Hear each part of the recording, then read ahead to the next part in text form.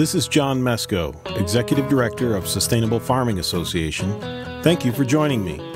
Recently, I spoke with Kent Solberg, SFA's Livestock and Grazing Specialist, about a soil building technique that seems to be getting more exposure. It's called Outwintering, and it provides some interesting benefits to livestock and crop producers. And Outwintering is such a powerful tool for building soil health, and it's a great way for producers to cut some costs also. With a little bit of planning, John, producers can really maximize the impact they have on their soil fertility here. One way folks use it is by identifying specific areas, whether it's in a hay field or a pasture or even a crop field, the soils just aren't what they used to be, or maybe a little on the light side, and a little boost in fertility would help. And by targeting those areas and then systematically feeding across those areas, and we see such a boost in productivity in the years following outwintering on that site. Well, the first thing you have is manure deposition out there, manure and urine out there, and whatever comes out of the back end of the cow is so full of life. There's enzymes, there's bacteria.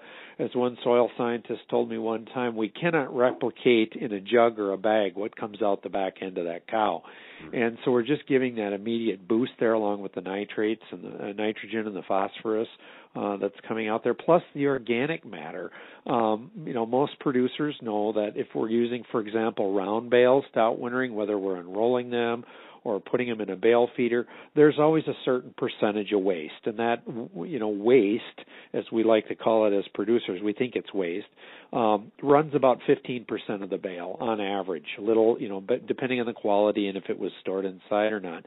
Well, that waste, actually, if we're strategically feeding out there on that field, that waste now becomes additional organic matter. And organic matter is the food that feeds the microbes in the soil that helps build the kind of soil structure and environment in the soil that we're looking for to increase that productivity, that fertility on that site, as well as the water, the ability of that soil to capture moisture and hang on and store all that moisture and make it available for the plants so that it doesn't run downhill, carrying the nitrates and phosphates with it. Are you talking about outwintering at any of the Keep Cattle in Minnesota events that are coming up here later this winter? Yeah, absolutely. In fact, this winter, that's been something we've been emphasizing and actually going out on farms and as we go around the state and looking at specific examples of where people are doing this. Producers can come out. They get an overview of the concept along with some other cost-saving ideas that they may want to consider, and then we have a local producer who's doing this, who stands up and talks about their experience, and then we bundle up and head out the door and stomp out through the snow and actually go look at the cows and see how well they're doing, and across the board, people are impressed. That was Kent Solberg, SFA's Livestock and Grazing Specialist, talking about outwintering cattle on pasture and cropland in Minnesota. For more information about grazing workshops, check out the SFA website at www.sfa-mn.org.